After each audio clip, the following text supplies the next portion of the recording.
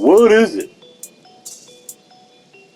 Hello, welcome to The Essential Gamer. You're watching What Is It with me, Lee, and what it is NeverAwake, a bullet hell, on-rails, scrolly shooter with a thoughtful and caring storyline about blasting baddies. So yes, I'm back. Finally, I've decided to sit in front of a microphone and talk about games, and this game is one that I've had for a very long time, and I have finally played it through, and here we are. And it's a story of a girl with a broken body, as you can see, here she is, with various levels of bullet hellery going on.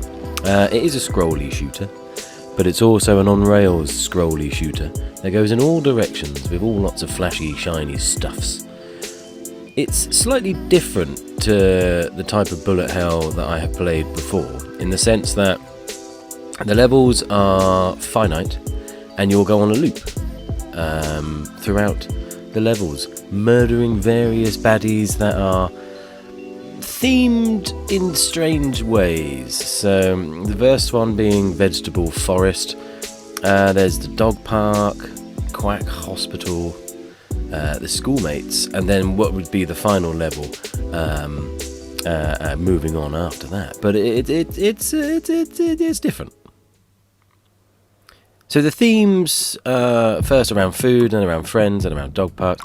It's all to do with the girl who is currently asleep, who you're trying to wake up. As you're travelling through these levels, you're building your soul gauge, collecting the souls of the beasties and the baddies you murder. But if you don't get them all on one run, you'll go to the next loop and you'll do the level again. And this continues until you fill up the gauge at the top, therefore completing the level, getting 100% of the souls.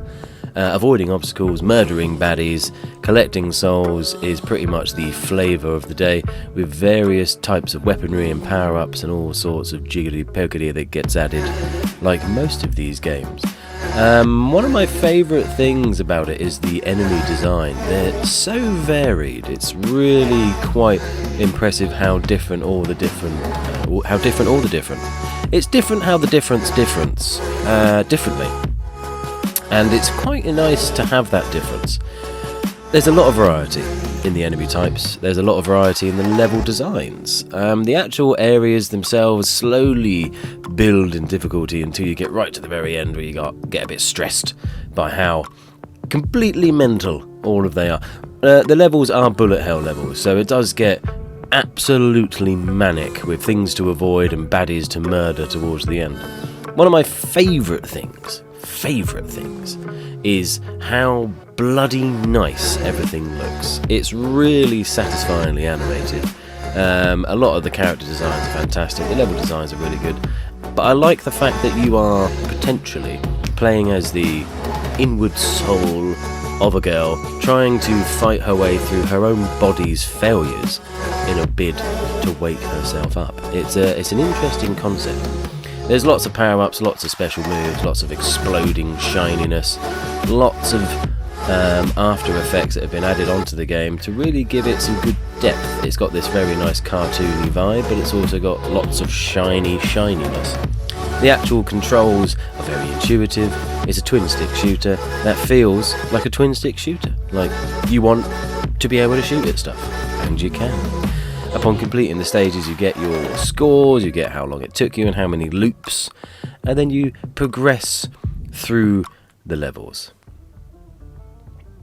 There are things to add on, but the add-ons are weird. They're like lipsticks or earmuffs or a ring, and all of these have different buffs and different additives that go into making each run slightly different. It's not randomly generated. The levels do replay, but eventually you get to the bosses, and the bosses are brilliant. The design for the bosses are what you want from a bullet hell. They're varied, they're challenging, they're really, really pretty, even though they're weird, ugly, monstrous wasabi sticks, or whatever it might be. For the first level, you get lots of vegetable and food type enemies. For the second one, you get more animalistic, and they keep changing depending on the theme of the area. It looks great. It looks great. I love the way the game looks. It looks fantastic. Does it get a little bit boring?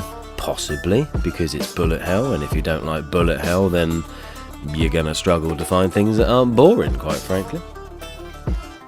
Eventually, though, you are trying to wake the girl up, and hopefully you'll manage it if you can get through the hell. If not, well, she'll just have to stay asleep. So NeverAwake is a very competent bullet hell on rails shooter. It's got everything that you could want from a game like this. It has the shiny explosions, it has the challenge, it has the great design, it has wonderful animation. There's really very minimal negatives for me to bring up. I think the only negative I could bring up is that the story is nonsensical. But then, who needs a story when the gameplay is tasty, huh? So it's up to you. If you fancy a bit of an R-type with a soul, get it. Go for it. Have a little blast. See what you think. If you don't like it, well, there's not much I can do about that. So as always, please do like and subscribe. I've been off the radar a bit, so the algorithm has slightly forgotten who we are, and that is my fault. Luckily, I've had Lilith being able to create new things for the channel, but now I'm back, I'm hoping to boost us back into the algorithmic cycle. So if you wouldn't mind telling me in the comments what you liked about this video or what you didn't like about this video, both of those things help. Any interaction is very favourable. Until next time, please come back and watch us at The Essential Gamer. If you didn't like it, it's not my problem. I don't really care. Until next time, goodbye.